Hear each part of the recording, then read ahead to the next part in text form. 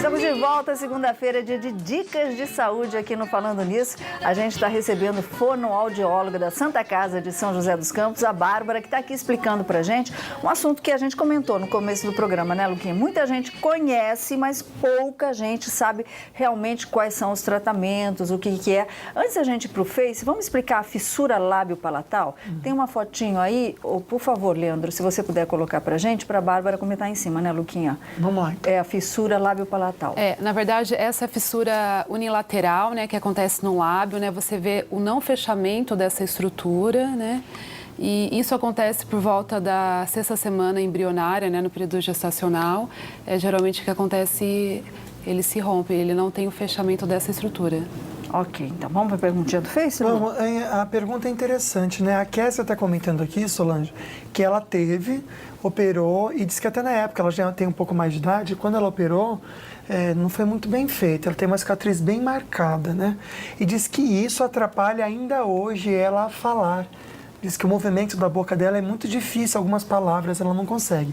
Ela quer saber se, de repente, indo numa fono, ela consegue trabalhar isso, mesmo já depois de tanto tempo, sem ter feito nada.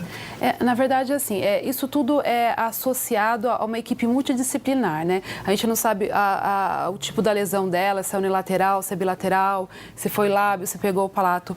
O ideal é ela fazer uma avaliação com a equipe médica e fonoaudiológica para ver essa questão da estrutura, procurar uma fono, fazer uma avaliação para ver a que nível está, né? Entendi. A Regina está perguntando aqui para a gente o seguinte: o que causa isso? Excesso de medicamento, drogas, o que causa isso no bebê? Na verdade, é multifatorial. O que a gente sabe sobre isso é que você tem a questão da formação do bebê no primeiro trimestre, né? Como eu falei anteriormente, a gente sabe que a fissura ela pode se formar com 6 semanas de vida intrauterina, né? E com 10 semanas a palatal ela pode se formar. Mas às vezes a mamãe está com falta de vitaminas, de nutrientes, ácido fólico, porque a gente sabe que no primeiro trimestre é muito difícil a mãe saber que ela está grávida. Então, às vezes, a primeira, segunda, terceira semana, quando ela vai saber, ela já está com 2 meses, né? Então, às vezes, a ausência essas vitaminas, esses nutrientes, pode fazer com que ela tenha uma probabilidade. E se você tem alguém na família que tenha isso, você aumenta em 4% a probabilidade de você ter mais. Então, são multifatores, a causa como fumo, uso de drogas, né? Tem que tomar bastante cuidado com isso. Ok, então a gente tem mais uma fotinho, Luquinha? Vamos dar uma olhadinha? Vamos sim. Antes de mais uma perguntinha? Vou pedir para a Bárbara, essa também é uma fissura? É uma fissura, tá pegando assim o terço anterior do palato também, né? É aquilo que eu falei. Então é uma fissura que com 3 meses você já consegue fazer o primeiro procedimento cirúrgico, né? E com 1 ano você faz a cirurgia do palato. Entendi, quer dizer, 1 ano já dá para passar por cirurgia, né? Antes da gente mostrar mais uma fotinho, vamos lá, Luquinha, ao Facebook? Vamos sim. Interessante, né? Porque várias pessoas que têm ou já tiveram alguém na família estão conversando com a gente aqui no Face, né? E é interessante porque a Michele falou o seguinte, ela tem uma prima que tem, e essa prima está grávida e o filho dela teve também. Já viu no ultrassom que tem. Então, a genética realmente influencia nisso? Influencia. Como eu falei anteriormente, se você tem um caso na família, a probabilidade aumenta em 4%. Isso não significa que quem não tem nenhum caso não tenha a possibilidade. Tem a possibilidade, sim.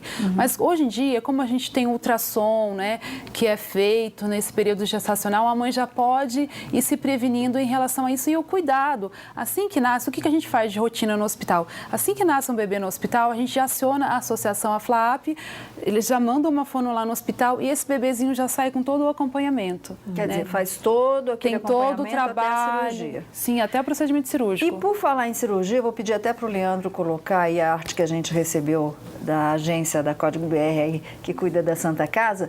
A Santa Casa de São José dos Campos vai começar a fazer a cirurgia de fissura lábio-palatal, etc. e tal, e vai ter uma palestra, Sim, né? vai ter hoje com a nossa querida colega Vivian, né? Ela trabalha na Associação dos Fissurados de São José dos Campos e ela vai estar fazendo esse trabalho dentro do hospital, falando um pouquinho o que é a fissura, como o que acionar, como que é feito os procedimentos, como que é feita essa reabilitação. Então, hoje à tarde, a gente vai estar com a Vivian no bate-papo no auditório do hospital, com toda a equipe da Santa Casa, fazendo essa reciclagem no que se refere à fissura. Porque a gente precisa conhecer mais sobre o assunto, né, Luquinha? Pois é, muita pergunta aqui, aliás, vou até puxar a pergunta aqui do nosso amigo Jorge, um abraço aí, você que está acompanhando.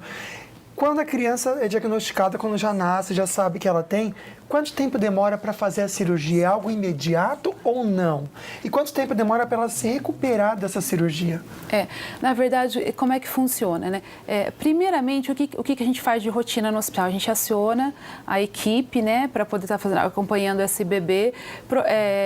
Dependendo do planejamento cirúrgico, se a criança só tiver isso, não tiver nenhuma outra síndrome associada, provavelmente vai ser em torno de 3 meses, se for só a questão labial, tá? Se envolver o palato, é com 1 ano, né? Uma média de 1 ano, 1 ano e meio, né? E aí, isso não significa que ela vai estar fazendo acompanhamento para o resto até o final da fase de crescimento dela. Então, ela vai estar fazendo acompanhamento com a parte médica, a parte odontológica, porque às vezes você acaba tendo uma alteração na oclusão, você acaba tendo um mecanismo de ressonância, a parte de fala alterado, né? Então, se é um bebê que nasce no hospital, o que vai ser feito? Você vai orientar essa mãe em relação ao posicionamento, dependendo do tipo da fenda que essa criança tem, você aciona, né? Então, assim, isso não significa que uma mãe que tem o filho com fenda não vai deixar de amamentar, ele tem que amamentar. Mas você precisa orientar como amamentar e a higienização após essa amamentação, que isso é super importante, né? Tem o Paulo aqui dizendo assim, o meu filho tem a fissura, parabéns pelo programa, obrigada, viu, Paulo? Paulo que é de Lorena, e ele está com medo que o filho, após a cirurgia, fique fanho. Daqui a pouquinho a gente vai saber sobre isso, mas tem uma pessoa na linha, Lu. Vamos atender então. Alô, boa tarde. Alô, boa tarde. Quem está falando? É Carminha, Carminha, você fala de onde? São José. Obrigado pela participação, Carminha. Bora perguntar aí. Eu queria saber da doutora que assim, eu tenho um filho e ele tem uma fissura bilateral, eu acho que chama. E eu queria saber qual o jeito mais correto de higienizar. Ah, legal. A gente acabou de falar sobre isso, né? Na verdade, assim, depende da idade dessa criança. É um bebê, geralmente é com uma gazezinha, né? Você vai lá com uma água filtrada e vai limpar. Mas ele já faz acompanhamento com alguma equipe? Como é que está o caso dele? Eu acho que já perdemos a linha aqui.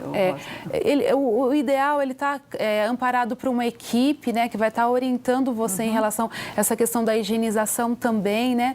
E aí, depois da cirurgia, da primeira cirurgia, eu não sei se é uma fissura labial ou palatal, mas você tem que higienizar todas as vezes após a alimentação. Ok, a gente vai ver uma fissura agora e daqui a pouquinho responder a pergunta do Paulo aí se pode ficar fanho, né? Se a criança após aí a cirurgia ficar fanho, que é uma fissura bilateral. Vamos dar uma olhadinha. É bem comprometedora mesmo, né? É bem comprometedora, né? Então, o que acontece? Dependendo do tipo de fissura, se ela pegar o lábio e pegar o palato, tem algumas placas, né? Algumas próteses que você coloca no palato, que você faz uma compensação desse ar, porque na verdade tem um escape, né? Você não tem um vedamento. Por isso que tem essa sensação de fanho, né?